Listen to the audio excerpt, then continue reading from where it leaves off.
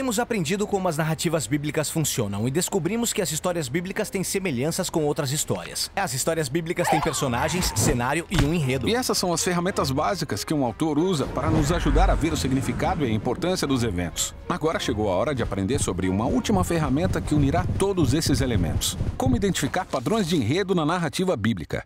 O que você quer dizer com padrões de enredo? Bom, os autores bíblicos juntaram todos esses elementos, personagem, cenário e enredo, para criar uma série de padrões repetitivos que entrelaçam as histórias e as ligam umas às outras.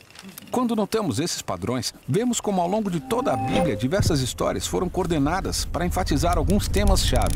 Ah, isso é interessante, mas como podemos encontrar esses padrões bíblicos? Bom, os autores bíblicos fazem isso sutilmente. A melhor maneira de descobrir é ver como eles inserem palavras-chave e imagens que ligam as histórias. Veja, por exemplo, um dos principais temas da Bíblia, a complexa e trágica condição humana. Certo. Vamos começar no início, quando Deus está criando um mundo muito bom. Certo, o texto diz 7 vezes, Deus viu que era bom. Então é claro que essas palavras são importantes. Agora veja, Deus escolhe 2 personagens chamados de ser humano e vida para governarem este mundo em nome dele. E diz que tudo é bom para eles comerem. Com exceção do fruto da árvore do conhecimento do bem e do mal. Então, os humanos duvidam de Deus. E em Gênesis está escrito que eles veem que é bom ter esse conhecimento. Depois lemos que eles desejam se tornar sábios. E finalmente, eles pegam aquilo que desejam.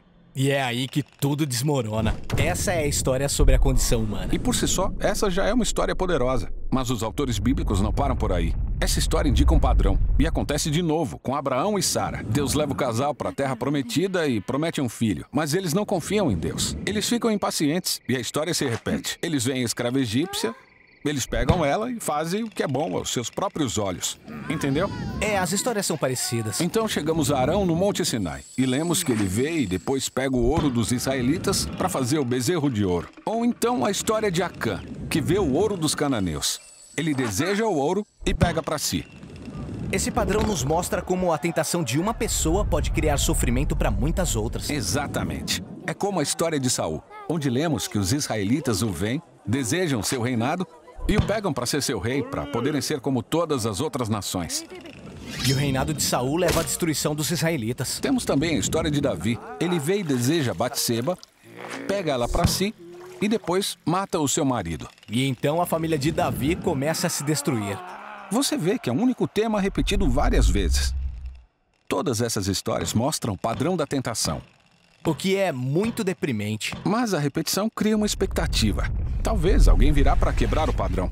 É por isso que as histórias de Jesus foram projetadas para levar os padrões até seu clímax. Sério? Sim, por exemplo, o que Jesus diz quando está perante sua maior tentação? Evitar a sua morte na cruz. Ah, não seja feito o que eu quero, mas o que tu queres. Então o padrão muda. E temos uma pessoa que resiste à tentação e o seu sofrimento dá vida a muitos. Super legal, pode mostrar mais? Claro, que tal um grande? Como Deus conduz a humanidade desde águas caóticas até um novo mundo. Começa na página 1, quando Deus separa essas águas escuras e caóticas. É, a terra seca surge como um lar para que os humanos floresçam. O padrão aparece novamente com as águas caóticas do dilúvio. Deus salva o seu remanescente, Noé e sua família, através das águas, para que eles possam pisar em terra seca e se tornar a humanidade versão 2.0. Essa narrativa básica lembra alguma coisa?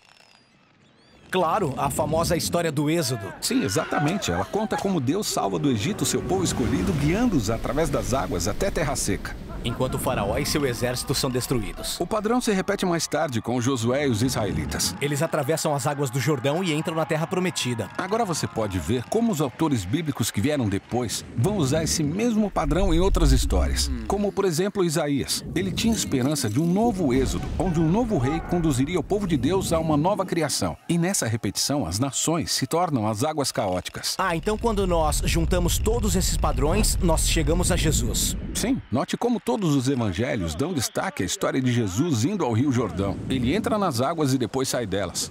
Seu batismo. E é nesse momento que Deus anuncia que Jesus é seu filho que salvará o mundo do caos da nossa maldade e violência, passando pela morte e saindo vivo. E é por isso que o batismo se tornou tão importante para os seguidores de Jesus. Ele está se referindo à participação nesse padrão antigo, passar pelas águas da morte e seguir Jesus até a nova criação.